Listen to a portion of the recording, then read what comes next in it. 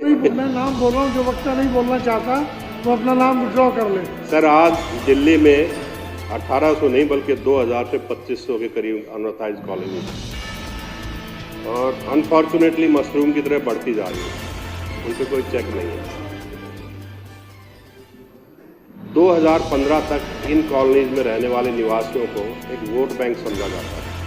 15 साल कांग्रेस की सरकार रही, 5 साल बीजेपी की सरकार रही, सिर्फ और सिर्फ उनकी वोट लेते थे और हर इलेक्शन से पहले एक मैनिफेस्टो आता था, उसमें कहा जाता था कि आपको इस बार हम रेगुलराइज करेंगे, हमें आप वोट दें। रेगुलराइज कभी नहीं हुए। रेगुलराइज का मतलब है कि आप उनको बेसिक फैसिलिटीज एमिनिटीज देंगे, वो उनको कभी नहीं मिली। ना तो सड़कें थी, ना नालियाँ थी, ना सीवर लाइन थी, ना पानी की लाइन थी। लोग एक नारकीय जीवन व्यतीत कर रहे थे और एक अनहाइजीनिक कंडीशंस थी, क्योंकि हर आदमी ने अपने घर के बाहर या अंदर सेफ्टी टैंक बनाया हुआ, तो कंडीशंस बहुत ख़राब थी। अब सर, ये कहना कि हम आपको रेगुलराइज कर देंगे, क्या ये इतना आसान काम था रेगुलराइज करना किसी भी पार्टी के लिए?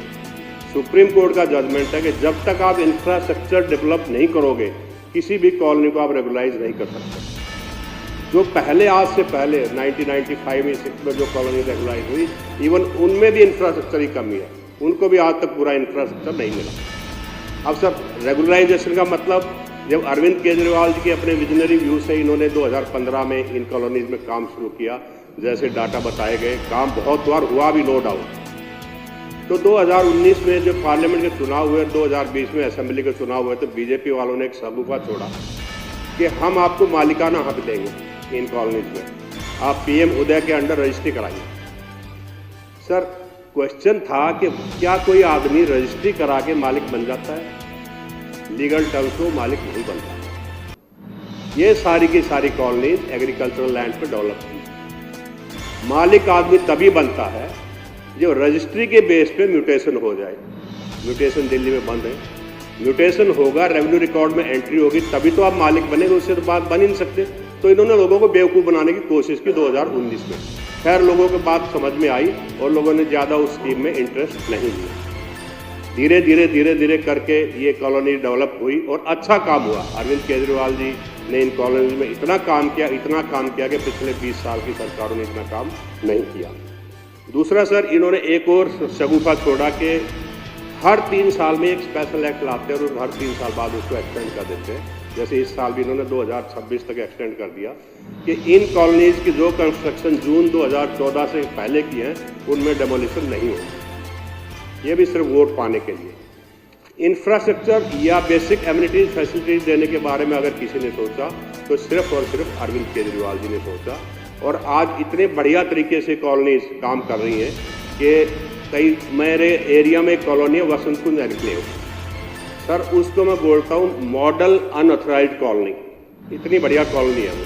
वहाँ पानी है, सीवर है, सड़कें हैं, नालियाँ हैं, किसी भी चीज़ की कोई कमी नहीं है। रादर वो अथराइज्ड डीडीआई कॉलोनी है वसंत कुंज में, उनसे कंपैरिजन करते हैं इनसे बेटर हम हैं। तो वो सिर्फ और सिर्फ अरविंद केजरीवाल जी की देन है।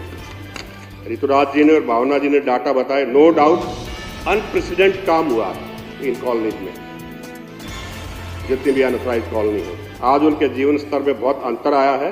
और अब जब सर, मैं जैसे कॉलोनी का मैंने नाम बताया, वसंत कुंज एनक्लेव, जब बीजेपी वालों को, उस एरिया के पार्षद को, उस एरिया के एमपी को ये लगा कि ये कॉलोनी तो बड़ी अच्छी डेवलप हो गई, तो पीछे इस इलेक्शन से पहले, एमसीडी के इलेक्शन से पहले 1600 कॉलोनी इन्होंने चूज की थी कि हम 1800 में से 1600 को रेगुलराइज करेंगे। उस पर्टिकुलर कॉलोनी को ये कह दिया, आप तो एफ्लुएंट कैटेगरी में आते हैं कि आपके पास तो सारी फैसिलिटीज़ हैं, इसलिए आपका नंबर इसमें नहीं आ सकता क्योंकि आप एफ्लुएंट कैटेगरी में आते हैं। तो काम करो, तो उसको रोकने के लिए वो काम करते हैं। इतना अच्छी फैसिलिटीज़ दी अरविंद केजरीवाल जी ने, तो बीजेपी वाले उसमें भी अड़ंगा अड़ाए कि आप तो एफ्लुएंट कॉलोनी बन गए, आपको अभी रेगुलराइज नहीं किया जा सकता। तो सर, मैं तो ये कहता हूँ कि जैसे इन्होंने वो पीछे मैंने अभी जिक्र किया कि इन्होंने रजिस्ट्री का चक्कर चलाया था, क्या मैं लाल किले के किसी सब रजिस्ट्रार को पैसे देकर रजिस्ट्री करा लूँ तो मैं मालिक बन जाऊँगा? बिल्कुल नहीं। Registration it does not create any title. तो अरविंद केजरीवाल जी ने बहुत काम किया इन कॉलोनीज में और इन कॉलोनीज के लोग आज उनके धन्यवादी हैं और आशीर्वाद देते हैं, इसमें कोई संदेह नहीं। और जो वोट बैंक के तौर पे अभी तक इनको यूज करते थे, अब उनकी समझ में आ गया।